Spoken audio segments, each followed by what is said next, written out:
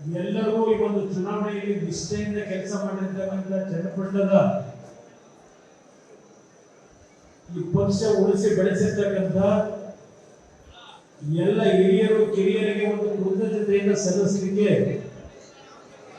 ಈ ಒಂದು ಕಾರ್ಯಕ್ರಮವನ್ನ ಇವತ್ತು ನಿಗದಿ ಮಾಡಿ ನಾನು ಮೊನ್ನೆ ಜಯಮುತ್ತು ಅವರಿಗೆ ಮನವಿ ಮಾಡಿದ್ದೆ. ಅದರ ಹಿನ್ನೆಲೆಯಲ್ಲಿ ಇವತ್ತು ಈ ಸಭೆಯನ್ನು ನಾವೇನು ಕರೆದಿದ್ದೇವೆ. ನಿಖಿಲ್ ಕುಮಾರಸ್ವಾಮಿ ಅವರು ಮಾತು ಹೇಳಿದ್ರು,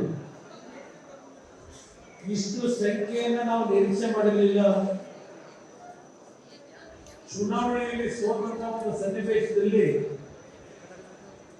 ಕಾರ್ಯಕರ್ತರಲ್ಲಿ ಒಂದು ರೀತಿಯ ನಿರಾಸೆ, ಆತಂಕ, ಆಘಾತಕ್ಕೆ ಒಳಗಾಗಿ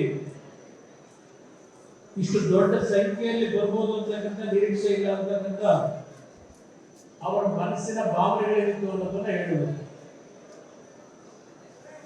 ಆದರೆ ಇವತ್ತು ಈ ಒಂದು ಕಾರ್ಯಕ್ರಮದಲ್ಲಿ ಬಹುಶಃ ಕಾಂಗ್ರೆಸ್ ನಾಯಕರಿಗೆ ಚನ್ನಪಟ್ಟಣ ಕಾರ್ಯಕರ್ತರು ನಾವಿನ್ನೂ ಬದುಕಿದ್ದೇವೆ ಅಂತಕ್ಕಂಥ ಸಂದೇಶವನ್ನ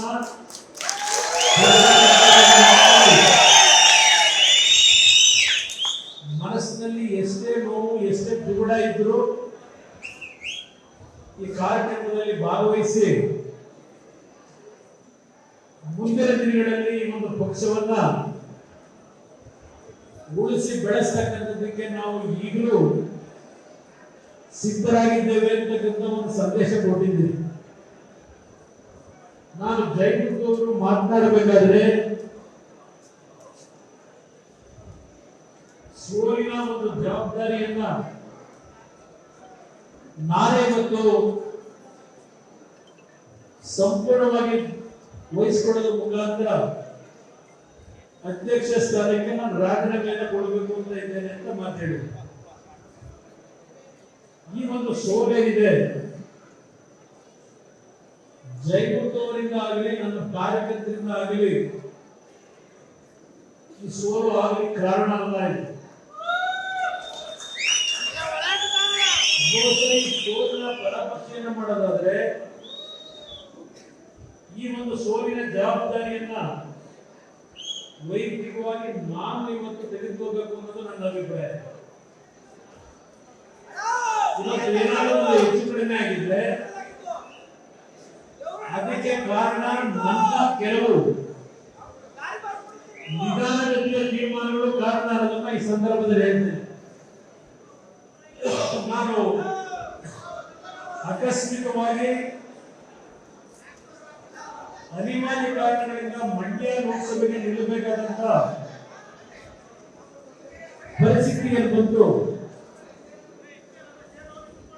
ಒಂದು ಮಾತನ್ನ ಮಾಧ್ಯಮದ ಮಿತ್ರರ ಮುಖಾಂತರ ಹೇಳಿಕೆ ಬಯಸ್ತೇನೆ. ನಾಡಿನ ಜನತೆಗೆ ಸಾರಾಮಹೇಶ್ವರಲ್ಲಿ ಕೂತಿದ್ದಾರೆ. ಮಂಡ್ಯ ಲೋಕಸಭೆಗೆ ನಿಖಿಲ್ ಕುಮಾರಸ್ವಾಮಿ ಅವರನ್ನೇ ನಿಲ್ಲಿಸಬೇಕು ಅಂತ ಹೇಳಿ ಸಾರಾಮಹೇಶ್ವರ್ ಸುಮಾರು 3-4 ತಿಂಗಳ ಕಾಲ ಒತ್ತಡ ಹಾಕಿದ್ರು. ಆಗ ನಿಖಿಲ್ ಕುಮಾರಸ್ವಾಮಿ ಒಂದು ಮಾತು ಹೇಳಿದ್ರು, ಈಗಾಗಲೇ ನಾನು ಮಂಡ್ಯದಲ್ಲಿ ಒಂದು ಬಾರಿ ಚುನಾವಣೆ ನಿಂತಿದ್ದೇನೆ, ಮತ್ತೆ ವಿಧಾನಸಭೆಗೆ ರಾಮನಗರದಿಂದ ನಿಂತಿದ್ದೇನೆ, ಮತ್ತೆ ನಾನು ಮಂಡ್ಯಕ್ಕೆ ಬರ್ತಕ್ಕಂಥದ್ದು ಸೂಕ್ತ ಅಲ್ಲ. ನಾನು ಈ ಜಿಲ್ಲೆಯಲ್ಲೇ ಮುಂದಿನ ದಿನಗಳು ಹೋರಾಟ ಮಾಡಬೇಕು ಅಂತ ಇದ್ದೇನೆ.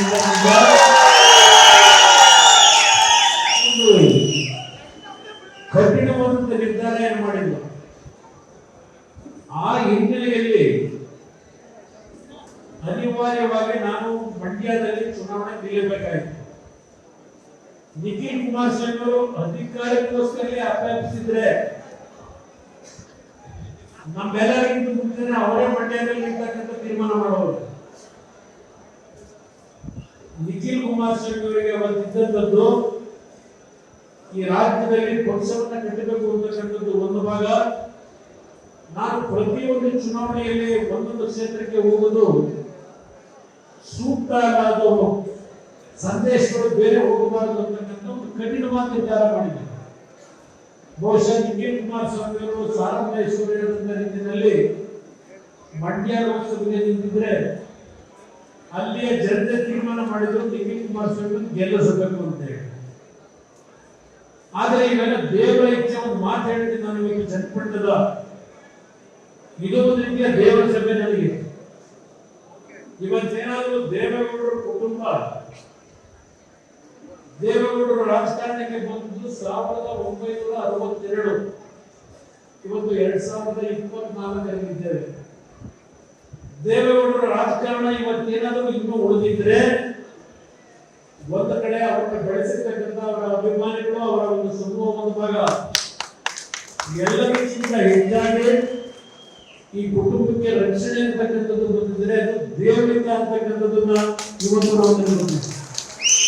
ದೇವರ ಅನುಗ್ರಹ ಯಾರು ಎಷ್ಟೇ ಚರ್ಚೆ ಮಾಡಲಿ, ಯಾರು ಎಷ್ಟೇ ಟೀಕೆ ಮಾಡಲಿ, ದೇವೇಗೌಡರ ಕುಟುಂಬಕ್ಕೆ ಆ ದೇವರ ಅನುಗ್ರಹ ಇದೆ ಅಂತಕ್ಕಂಥ